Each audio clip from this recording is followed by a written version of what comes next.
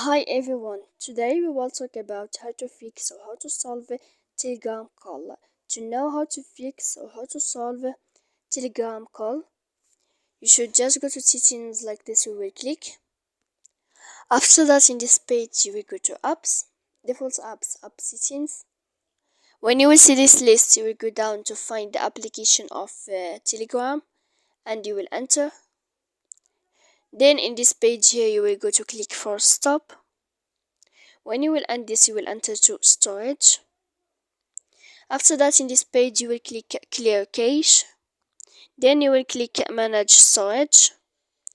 And after all that, you can turn off your phone so that you can know how to fix Telegram call. So please don't forget to support us by like and subscribe. See you next time in another video and thank you for watching.